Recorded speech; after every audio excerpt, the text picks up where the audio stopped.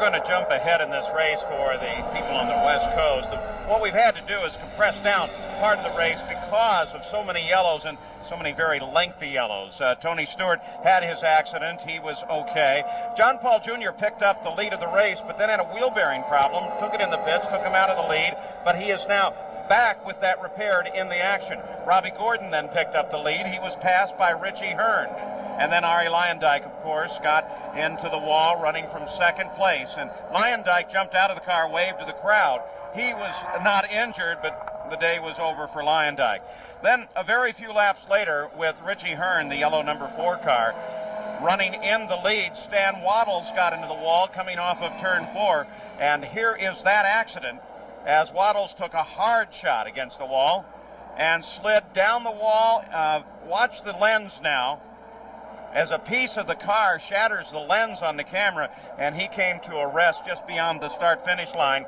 Then, as they came back to green with Richie Hearn again in the lead, the next problem was one of Mark Dismore. There is his car, and that is the last hope for John Menard as he got into the wall. Now, both of the drivers were extricated from their cars.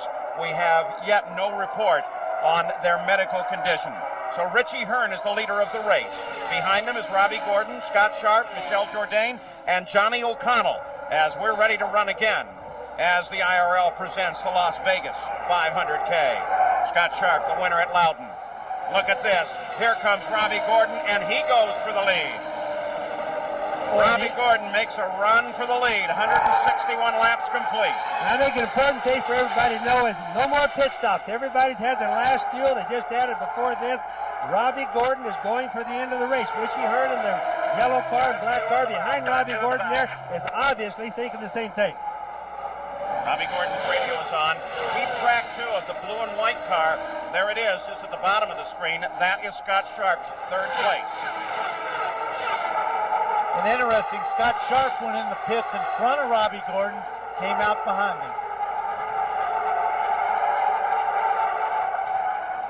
Here comes Hearn back charging on Robbie Gordon, Jackaroot. And Paul Page, that was exactly, as the yellow comes out, that was exactly what Richie Hearn was worried about on the restart.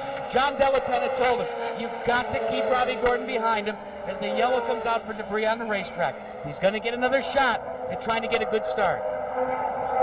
Well, with Robbie Gordon taking over the lead and then the yellow coming out for debris on the track, they slow once again. Their 7th yellow of the day with 162 laps complete.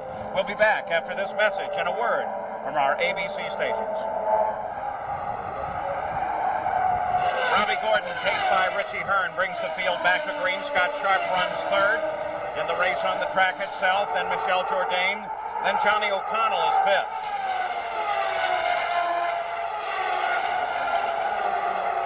Scott Sharp as he moves around Eliseo Salazar. Salazar is 11th on board with Scott Sharp, the winner at Loudon.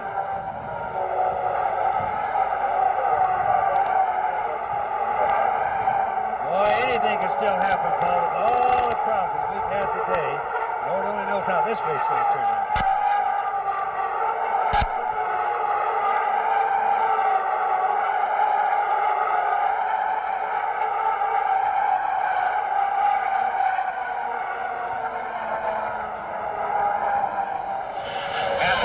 Separating first and second place, Robbie Gordon, Richie Hearn, they pulled away from Sharp, as you can plainly see.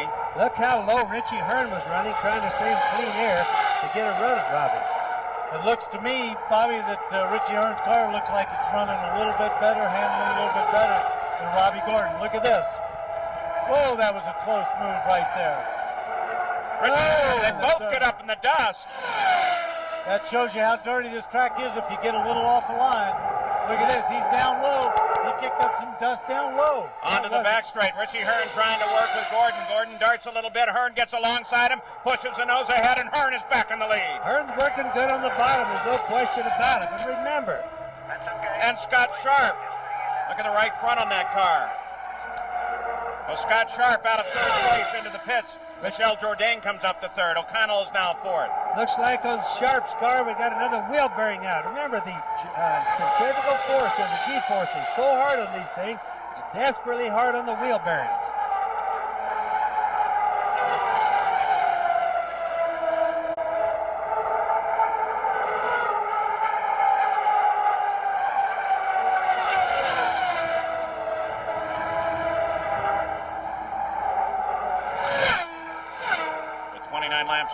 This is the fight on the course. It's at the front of the field. Everyone else separated once they came back to green.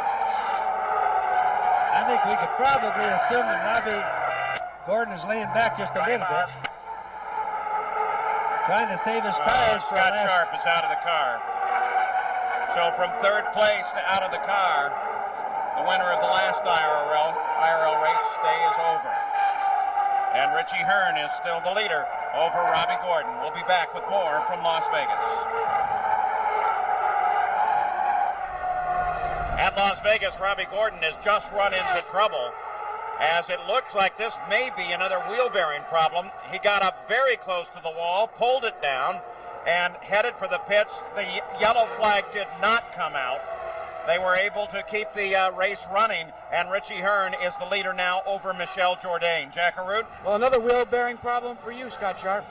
Yeah, it was unfortunate. You know, AJ gave me a really good car. The Conseco Lola was running great, and we were real happy. Just really riding along. We felt we'd raced the last caution, and I got stuck behind those two cars. But once I got, ahead of them, I felt maybe I could try to reel in Robbie and Richie, but it wasn't going to happen.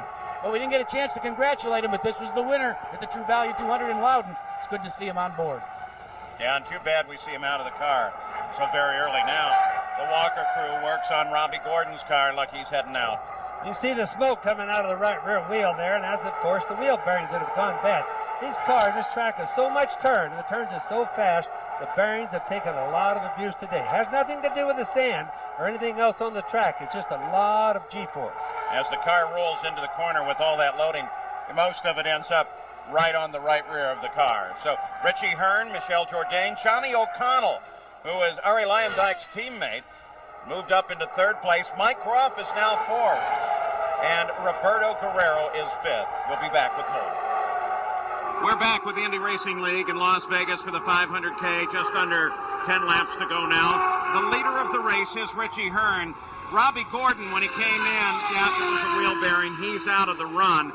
And then we had a situation that really slowed us down. While Hearn was leading, Johnny O'Connell was running in third place, and he caught the wall coming off of turn 4. It was a frightening accident at first because the car slid to a stop upside down.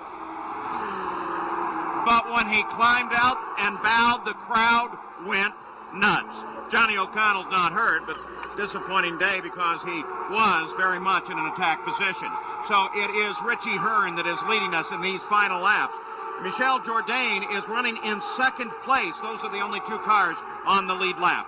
Third is Mike Groff, then Roberto Guerrero. Michele Alboreto is fifth. Buzz Calkins, the winner at Walt Disney World, is sixth. And then Eliseo Salazar, Robbie Buell, and then Marco Greco. Now we'll look. There's the leader, and we're going to get a look now at the difference between first and second. Jourdain is the green car. There it is. So Michel Jourdain 2 seconds back when they last crossed the line. But he's not giving up. I'm watching him. He's running it up there high. He's trying as hard as he can to close that down. He's not making it easy on Richie Hearn. No, but he's falling back a little bit, Danny. He's not as fast as Richie, that's for doggone sure. But, as many happenings as we've had here, Lord only knows how it's going to go with only 7 laps to go. Well, no, I'm telling you what. You're wrong, Bobby. Jourdain just ticked off 0.3 on Richie Hearn. I think he's looking like the lap before he was going the other way, so by golly, Jourdain's got a little bit extra here. That's really going to make it exciting. Visually, Bobby, to me, I don't know about the clock, but he looks like he's closing down on him. He's closing down now, Danny, that's for sure. That's a long way to go with 5 laps to go, though, Bobby. Now 5 laps to go. And the question is Richie, with John Della Penna, his owner's urging, just being careful? Or is Michel Jourdain really closing in? Well, he's right there now. Check the interval at the line of the gun. 1.7. It stayed the same on the last lap. I'm sure there's a lot of nervousness going on in both these camps. This is a great result for both of these guys. Gary Gerald? Crew just tells us here as John Della Penna and they watch anxiously Richie Hearn that they've lost, Hearn has lost his electronic dash. Now, how significant is that, Danny or Bobby? You've been in that position. It won't make any difference right now, Gary, I promise you. Yeah, the only thing he's worried about right now is he's not even looking at the dash. He's keeping his foot down. He's going to stay with it. No matter what bells and whistles go off, he's not going to lift. Well, Danny, when you were back in Formula One, didn't Ligier just take everything out of the dash? So they felt it didn't matter? Well, they did that a lot for the race. They didn't care. That's what I It was mean. just down to telemetry. They didn't want you to be 1.5 bothered with seconds. that. Richie Hearn still leading. Jourdain closes to 1.3 seconds, Jack. Not only has he lost the dash, gentlemen, he lost sight of his pit signaler on the backstretch as well. Last time by, they had to point it out. Now they're telling him on the radio how many laps to go. Well, he's going to find out from the starter when he comes around here, because he'll see the white flag, and that, of course, means a mile and a half to go for Richie Hearn and his very first victory. Nice young kid, great Formula Atlantic background. And now making the turn down the backstretch with Michel Jourdain at 1.5 seconds back. You'd like to say he could coast from here, but you don't want to take that chance. Richie Hearn on a long, tough day at the brand new Las Vegas Speedway takes the checkered flag, takes the victory for John Della Penna. Michel Jourdain comes home in second. Mike Groff is third, Roberto Guerrero fourth, and Michele Alboreto will come across in fifth. Congratulations to Richie Hearn. He is the winner of the Indy Racing League Las Vegas 500K. Well, Richie Hearn has found his way to victory lane, and hey, you said on the radio you had it for everybody today. You weren't at all concerned about the pressure from Robbie? Well, yeah, I mean, he's very, very aggressive, and I knew that, he got me on that restart. He's just running really strong, but I had a real confident package here all day long, and I knew that going into the whole weekend. It seemed like, right from the get-go, we had a good race car in traffic and everything. Maybe not the quickest car, but a good race car, and we were fast. And the last half of the race, when I passed Robbie, I never lifted. I was flat out around the whole track, and I don't think too many people were able to do that, and that really paid off. Well, started 8th in this one, and now all of a sudden you've come home victorious. Let's go back to the tower. Beautiful run. Congratulations to Richie Hearn. Here are the unofficial results. Michel Jourdain started in 22nd place and drove it up to second. 10 different lead changes among 4 different drivers today. 9 cautions for 87 laps. A very long day for the IRL, but it ends up with Richie Hearn taking the victory here today as we look at the end of the unofficial results of the 28 starters here. 13 cars were running at the finish. And for John Della Penna, congratulations to him too as well. He's helped Richie so long. Now, the points in the IRL after 2 races, Mike Groff is leading Buzz Calkins and Michele Alboreto.